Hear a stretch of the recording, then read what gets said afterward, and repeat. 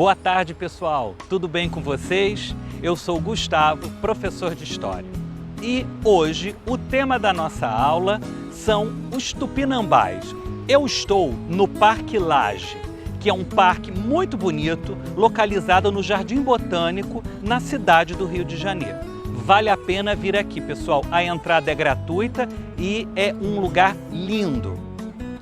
Esse lugar começou com uma história de amor entre um homem muito rico, chamado Henrique Lage, e uma cantora de ópera, chamada Gabriela Besanzoni. Eles se gostavam tanto que o Henrique resolveu simplesmente dar de presente para Gabriela não apenas uma joia ou um buquê de flores, mas um palacete. Essa casa foi construída em 1925 e Henrique deu de presente para Gabriela. Ele escolheu um lugar muito especial do Rio de Janeiro, aqui no Jardim Botânico, em meio à famosa Mata Atlântica. Vocês já ouviram falar dessa floresta? A Mata Atlântica, ela é uma floresta tropical e é considerado um dos mais importantes biomas brasileiros. Em sua origem, a Mata Atlântica estava presente desde o norte do país, lá no Ceará, até o sul, o Rio Grande do Sul, inclusive passando pelo estado do Rio de Janeiro. Era uma floresta riquíssima, com várias espécies da flora e da fauna. Entre essas espécies vegetais, existia uma que tem muita importância para a história do Brasil. Eu estou falando do pau-brasil. O nome científico é Pau-Brasilia equinata. O pau-brasil, ele foi muito importante porque do seu tronco se extraía uma resina que era usada para colorir tecidos. A exploração do pau-brasil foi tão forte que acabou que a árvore quase entrou em extinção. Hoje, na Floresta Atlântica, na Mata Atlântica, quase já não se encontram mais pau-brasil. Um dos habitantes dessa mega importante floresta atlântica eram os nossos ancestrais tupinambás, que habitavam o Rio de Janeiro e essa vizinhança toda ao redor da Baía de Guanabara, que foi o tema do nosso outro vídeo que eu estava na Praia do Flamengo. Vai lá no meu canal e assista esse vídeo. Mas desta vez vamos estudar sobre a cosmogonia. Você sabe o que significa cosmogonia? É a maneira como um povo, uma sociedade, explica as suas origens e também fenômenos da natureza. Nós, cristãos, explicamos as nossas origens por meio do Gênesis, no qual Deus teria criado o nosso mundo, não é? E todas as coisas, os seres vivos. Segundo os tupinambás, eles tinham outra cosmogonia, eles tinham outra maneira de explicar as suas origens. Para eles, uma entidade chamada Monã tinha sido a responsável pela criação de tudo. Mas os homens, os seres humanos, teriam ficado, digamos assim, não tão agradecidos a Monã por essa criação fantástica.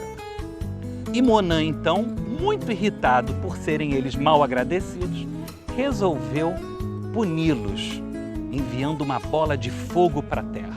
Mas, no meio daquela coisa terrível, um homem foi escolhido por Monã para sobreviver. Esse homem, os tupinambás chamavam de Irim Magé. Esse sobrevivente foi levado aos céus por Monã, mas Monã percebeu que Irim Magé estava triste, melancólico, solitário e resolveu criar uma mulher para que Irim Magé pudesse voltar à terra e assim repovoar.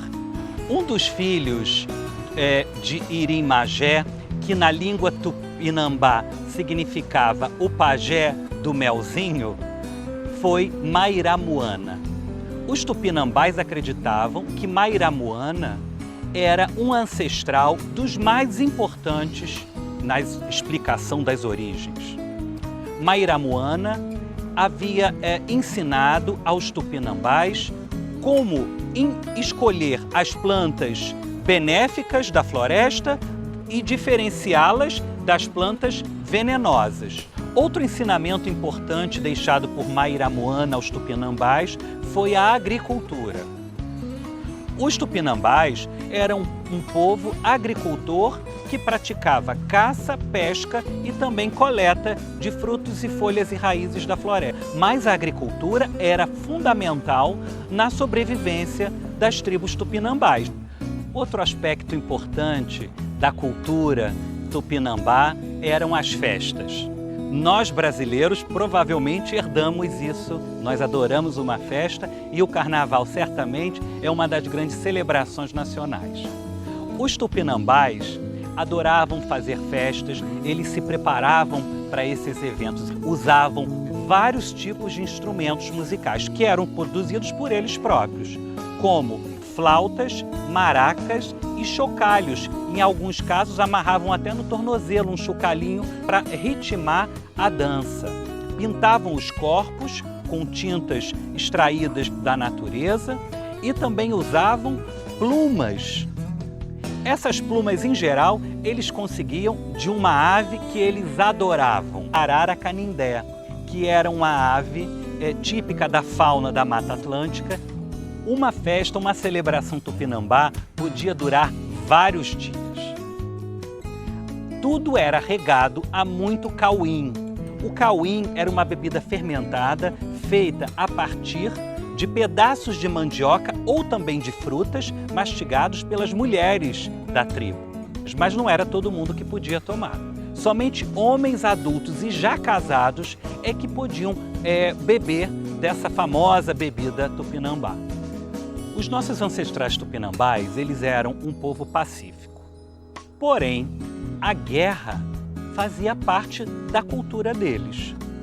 Eles guerreavam não apenas para conquistar territórios ou para fazer frente a inimigos.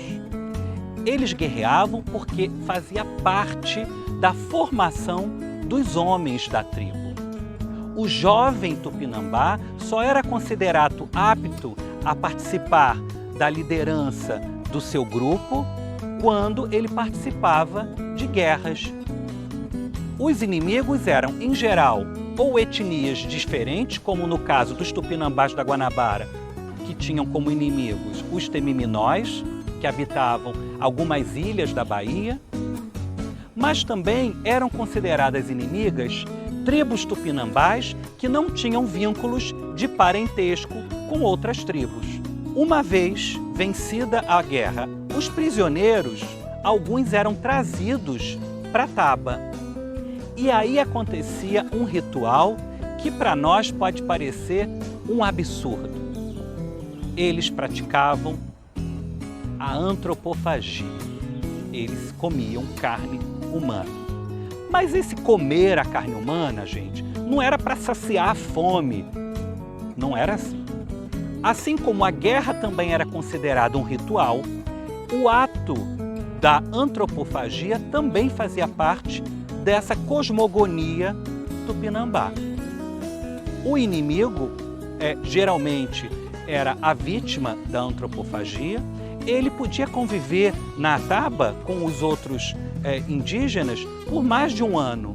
Em alguns casos, até formava uma família, até que chegava o momento no qual o prisioneiro seria sacrificado. A Taba inteira se preparava para essa celebração. Os tupinambás acreditavam que o sacrifício honrava a memória dos seus antepassados e também os tornava mais fortes, porque eles acreditavam que comendo a carne daquele guerreiro, eles acabavam absorvendo a coragem daquela pessoa. Espero que vocês tenham gostado e façam as nossas atividades, a de hoje e a das aulas passadas. Assistam os vídeos do canal. Um abração. Tchau!